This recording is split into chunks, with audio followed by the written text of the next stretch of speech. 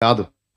Original గా దేవుని చేత అభిషేకింపబడి దేవుని ఏర్పాటులో ఉన్న పాత్ర ఏదైనా ధనమునకు ప్రయారిటీ ఇవ్వడు, డబ్బుకు ప్రయారిటీ ఇవ్వడు,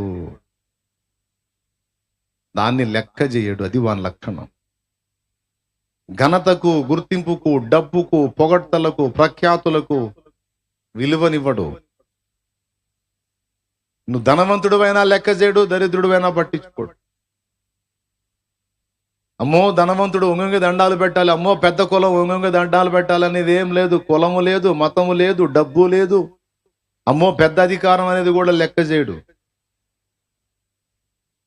అట్లా కాకుండా నిన్ను విశ్వాసిని మోసం చేసి 20 లక్షలు కొట్టేశాడు, వాడు అడిగితే శాపాలు పెడుతున్నా అంటే వాడెట్ట దేవుని సంబంధం అవుతాడు? నిన్ను బలి చేశాడు. నువ్వేగా శాలేమన్నా అందరినీ నమ్మాలన్నావంటే జాగ్రత్త, మైండ్ దగ్గర పెట్టుకొని వినాలి. గుడ్డిగా నమ్మి అందరినీ వివేచించకుండా చేర్చుకొని మోసపోవద్దు. ఎందుకంటే నకిలీ సరుకు ఉంది. స్తోత్రం. పెద్దగా చెప్పండి. అలాగని అంతా నకిలీ సరుకే అని మంచోళ్ళని ద్వేషించవద్దు, అది దరిద్రం.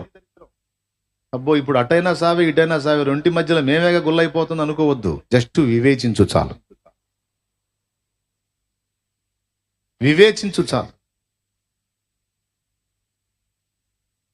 ఒక దైవజనుడు నమ్మా అంటే చేర్చుకొని గిన్నెట చన్నీళ్ళు మాట్లాడటం మొదలు పెడితే ఏ సంబంధం కొంచెం మౌనంగా వివేచించు.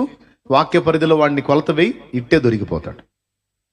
దొరికిపోయినప్పుడు తేడా అనిపించింది అనుకో, జస్ట్ 2 మాటలు చెప్పి కట్ చేసాయి.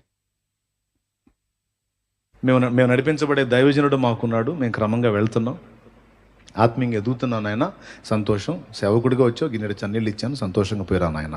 కాదమ్మా మీతో మాట్లాడాలి, అది అవసరం లేదు నాయన, అవసరం లేదు. ఎందుకంటే ముందు మాట్లాడిన మాటలో దొరికాడు నీకు. అక్కడ నువ్వు సున్నితంగా వివేచించాలి. కాబట్టి విశ్వాసులందరికీ ఈనాడు కొత్తగా చెప్పటం కాదు, స్టార్టింగ్ నుంచి అనేక సార్లు నేను బోధించుకుంటా వచ్చాను. ఏమని? వివేచన వరమును ప్రార్థనలో అడగండి. సేవకులకి, విశ్వాసులకి, మొత్తానికి ఏ వరం అడగాలి? వివేచన, వివేచన, వివేచన వరమును అడగండి. అందరూ మోకాళ్ళుని ప్రార్థన చేసినప్పుడు ఖచ్చితంగా 9 కృపావరాలు ఏది అడిగినా అడగకపోయినా ప్రవచన వరమును, వివేచన వరమును ఖచ్చితంగా అడగాలి.